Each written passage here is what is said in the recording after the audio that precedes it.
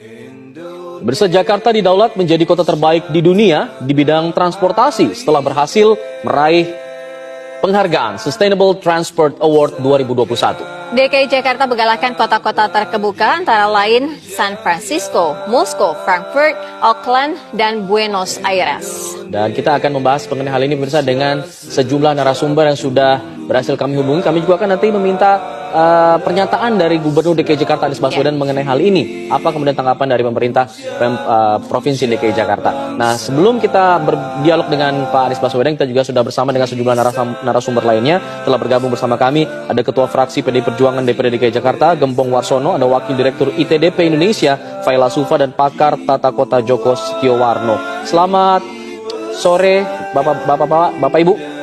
Oke, baik. Sebelum kita akan dialog dengan narasumber yang tadi Alfat sudah katakan, kita terlebih dahulu bergabung dengan Gubernur DKI Jakarta, Anies Baswedan. Selamat petang, Assalamualaikum Pak Anies. Waalaikumsalam, selamat petang.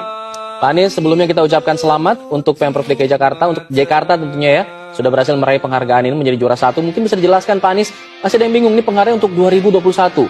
Maksudnya untuk transportasi Jakarta di tahun ini atau konsepnya yang dinilai oleh Dewan Juri?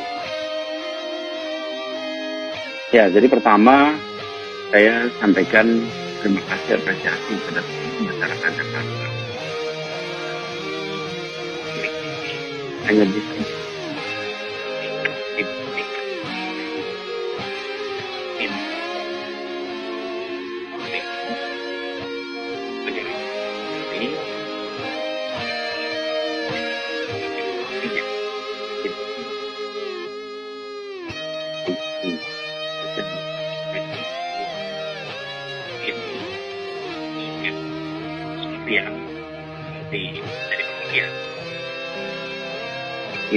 inovasi dan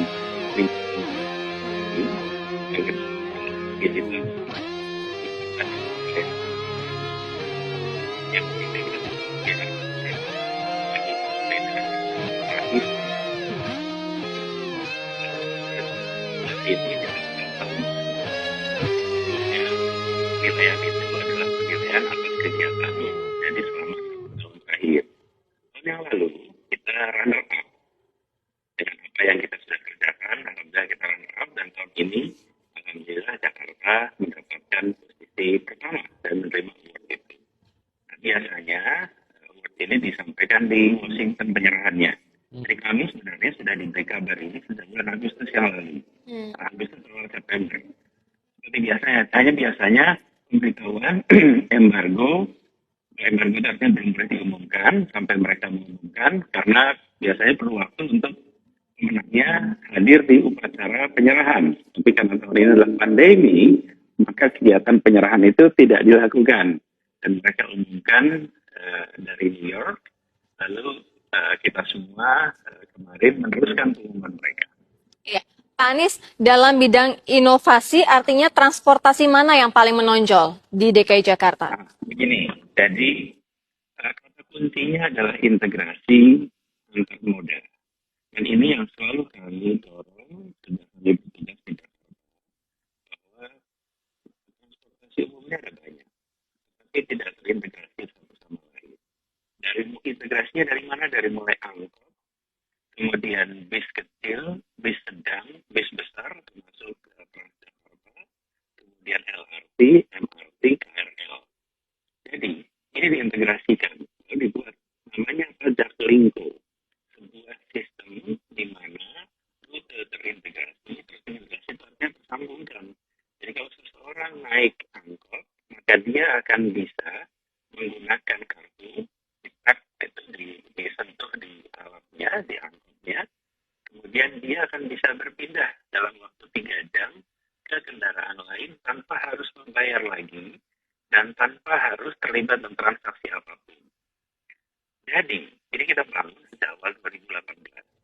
Lalu, itu masih statusnya eksperimen dan kemudian bergerak. Apa yang terjadi? Jumlah penumpang kendaraan umum dari mulai angkot sampai dengan Transjakarta itu meningkat signifikan. Jadi, daily ridership ya. Daily ridership itu artinya harian pengguna kendaraan umum di 2016 itu ada 338.000. Dan kemudian di tahun 2019, sepanjang tahun rata-ratanya adalah sebesar 930.000. Dan ini menggambarkan betapa banyaknya warga yang berpindah dari kendaraan pribadi ke kendaraan umum. Bayangkan, dari 338.000 menjadi 930.000. Lalu rutenya dikembangkan. Di tahun 2017 itu ada 121 rute bis di Jakarta. Di tahun 2019, ini akhir tahun, itu menjadi 210. Bayangkan, dari 120 menjadi 210. Lalu, kalau bicara tentang yang dioperasikan, Transjakarta, itu tahun 2017 ada 1.520, dan di tahun 2019 menjadi 3.400, 2 kali lipat. Nah, ini menggambarkan integrasi yang dilakukan yang di bawah kendali kita. Yang berikutnya adalah kita terintegrasi sekarang dengan KRL. Jadi bis-bis kita dengan stasiun-stasiun kereta api jadi satu. Karena bisa dilihat di contoh paling mudah adalah stasiun Tanah Abang.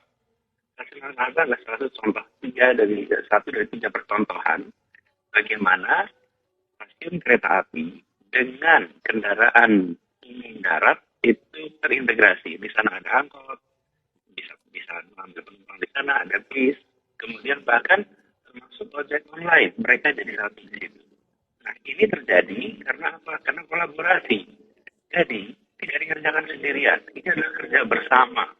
Mengintegrasikan, disepakati, arahannya adalah di bawah Jaklingko. Ini adalah konsepnya.